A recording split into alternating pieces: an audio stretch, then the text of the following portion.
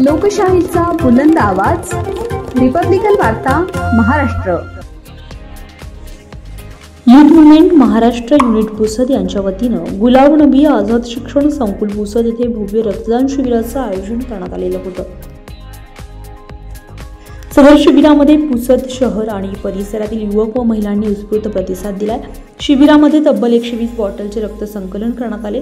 या शिबिरासाठी यवतमाळ येथील वैद्यकीय वसंतराव नाईक शासकीय महाविद्यालय रक्तपेढीच्या टीमनं तांत्रिक सहाय्य आणि संकलनाची जबाबदारी यशस्वीरित्या पार पाडली आहे. यामध्ये डॉक्टर गोपी गौरव रक्त संकलन अधिकारी यवतमाळ यांच्या मार्गदर्शनात तज्ज्ञ डॉक्टर उपस्थित होते. प्रत्येक रक्तदात्यांची आरोग्याची प्रक्रिया पूर्ण करण्यात आली होती. या कार्यक्रमाचे उद्घाटन जमाते इस्लाम हिंदचे जिल्हा संघटक दक्षिणचे शेख नईम यांच्या हस्ते झाले, तर कार्यक्रमाचे अध्यक्ष जमाती इस्लामचे संघटक मिर्झा नवेद बेग हे उपस्थित होते.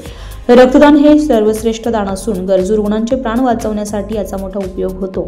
तरुणांनी सामाजिक कार्यामध्ये पुढाकार घेणे या अभिनव असल्याची यूथ मुवमेंट फॉर महाराष्ट्र यांच्या कार्याची यावेळी स्तुती करण्यात आली आहे.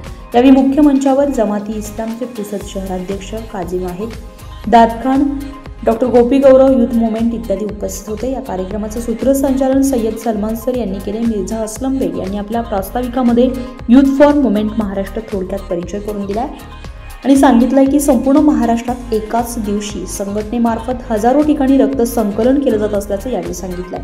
शेख मुदशिदर अहमद आणि इतर सहकाऱ्यांनी हे शिबिर यशस्वी केले.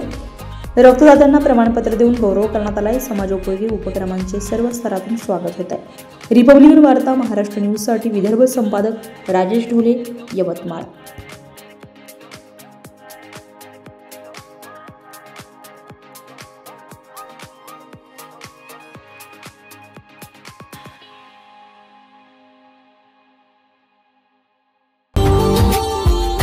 Subscribe now and press the bell icon. Never miss a